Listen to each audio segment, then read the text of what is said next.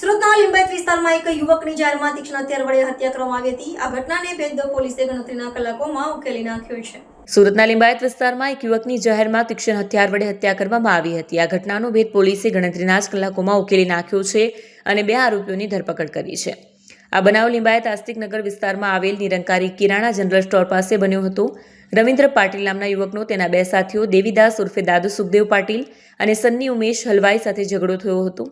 Police પૂછપરછમાં સામે આવ્યું કે નાસ્તો કરવા માટે પૈસા આપવા બાબતે આ ઝઘડો શરૂ થયો હતો. આ સામાન્ય બોલાચાલી એટલી ઉગ્ર બની ગઈ કે આરોપીઓએ રવિન્દ્ર પર ચપ્પુ વડે હુમલો કરી દીધો. આરોપીઓએ રવિન્દ્રની પીઠના ભાગે, ડાબી બાજુ બગલના ભાગે અને ગળાના ભાગે ગંભીર અને જીવલેણ ઇજાઓ પહોંચાડી હતી, જેના કારણે રવિન્દ્રનું ઘટનાસ્થળે જ મોત નીપજ્યું હતું. દેવીદાસ પાટીલ વિરુદ્ધ અગાઉ લિંબાયતમાં મારામારીનો ગુનો પણ નોંધાયેલો છે, જ્યારે સન્ની હલવાઈ વિરુદ્ધ હત્યાની કોશિશ, પાંડેસરામાં પ્રોહિબિશન અને લિંબાયતમાં જુગારનો ગુનો નોંધાયેલો છે. આ ગુનાહિત ઇતિહાસ દર્શાવે છે કે આરોપીઓ અગાઉ પણ આવા કૃત્યોમાં સંડોવાયેલા હતા. પોલીસે બંને આરોપીને ઝડપી કાયદેસરની કાર્યવાહી હાથ ધરી છે. સુરત શહેરના લિંબાયત પોલીસ સ્ટેશન વિસ્તારમાં ગઈકાલે એક હત્યાનો બનાવ બન્યો હતો. લગભગ 5-5:30 નો બનાવ છે, સાંજનો.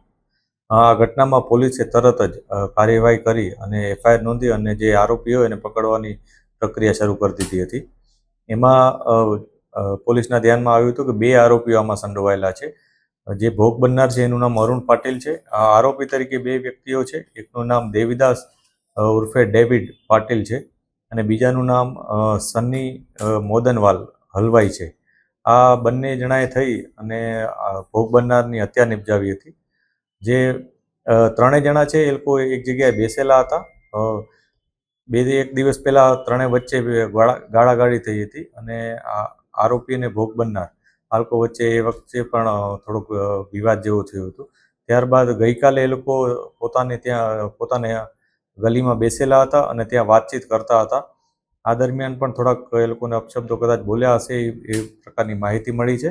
અને ત્યારબાદ જે બંને આરોપીઓ છે એ લોકોએ એમ નક્કી કર્યું કે આપણે નાસ્તો કરવા જવું છે. તો જે ભોગ બનનાર છે એણે પણ એને કીધું કે ભાઈ હું પણ નાસ્તો કરવા આવીશ. અને આ વચ્ચે ત્યારે એ લોકોએ પૈસાનું એવી વાત કરી કે આપણે સોલ્જરી કરશું. આ બાબતે 3 વચ્ચે કંઈક વિવાદ થયો, બોલાચાલી થઈ અને એ વખતે કંઈક ઉગ્ર થઈ ગયા હોવાથી બંને જણાએ ભેગા મળી અને ભોગ બનનારની હત્યા કરી નાખી હતી. પોલીસે તરત જ આરોપીઓને હસ્તગત કરી અને આગળની કાર્યવાહી શરૂ કરી અને અરેસ્ટ કરી લીધા હતા. જે ભોગ બનનાર છે જે આરોપી છે એ બંનેના જે ગુનાહિત ઇતિહાસ છે એમાં મારામારી અને એ પ્રકારનો પ્રોહિબિશનનો ને એ પ્રકારના ગુના છે. પોલીસે આગળની કાર્યવાહી હાથ ધરી છે. હજી પણ અમે ઇન્વેસ્ટિગેશન ચાલુ એ બાજુ પણ રાખ્યું છે કે અન્ય કોઈ એમાં એંગલ છે કે નહીં અને જે આરોપી છે એમનો કોઈ ગુનાહિત ઇતિહાસ છે કે નહીં એની પણ અમે તપાસ કરી રહ્યા છીએ. જે હત્યા નિપજાવવામાં આવી એમાં જે આરોપી છે એ લોકોએ ચપ્પુ વડે હત્યા નિપજાવી હતી, જેમાં બંને પાસે ચપ્પુ હતું અને એ લોકોએ ભોગ બનનાર ઉપર એટેક કર્યો અને એની હત્યા નિપજાવી હતી. બંને આરોપીઓ પકડાઈ ગયા છે. પોલીસે એને અરેસ્ટ પણ કરી લીધા છે. આમાંથી 2 વ્યક્તિઓ, એક ભોગ બનનાર ને આરોપી, એ લોકો કૌટુંબિક ભાઈઓ પણ થાય છે, મામા ફૂઈના ભાઈ છે. આ પ્રકારની માહિતી પણ પોલીસને મળી છે. અને બંને વચ્ચે ગઈકાલની જે ઝઘડો થયો એ અને 2-1 દિવસ પહેલાં પણ અપશબ્દો બોલી અને ઝઘડો થયો હોવાની માહિતી છે. એટલે આ જ કારણ હોવાનું પ્રાથમિક દ્રષ્ટિએ અમને જણાઈ આવે છે. એમાં આજે 2 છોકરાઓ છે એ 22 વર્ષના અને 24 વર્ષના છે. જ્યારે ઓલો થોડોક મોટો છે એ પોતાને આ 2 કરતાં થોડોક મોટો ગણે છે અને એ લોકો કંઈક અપશબ્દો બોલ્યો હશે એ બાબતે, પણ એ લોકોએ કંઈ એવી રજૂઆત પોલીસ પાસે નથી કરી. અને ત્યારબાદ ગઈકાલે પાછી એ લોકો વચ્ચે ઝઘડો થયો અને એમાં પછી આ લોકોએ આ પ્રકારની ઘટનાને અંજામ આપ્યો.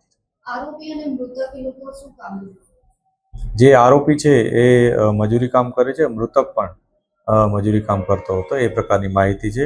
કોઈ રેગ્યુલર કોઈ કામકાજ કરતો એવી કોઈ માહિતી પોલીસને નથી મળી. એવી કોઈ સ્પષ્ટ ફિગર નથી આવ્યો, પણ સામાન્ય નાસ્તો કરવાની બાબત હતી. 200-300 રૂપિયાથી વધારે કદાચ ના હોઈ શકે. કોઈ મેજર કોઈ સોલ્જરી કરવાની બાબત સામે આવી નથી.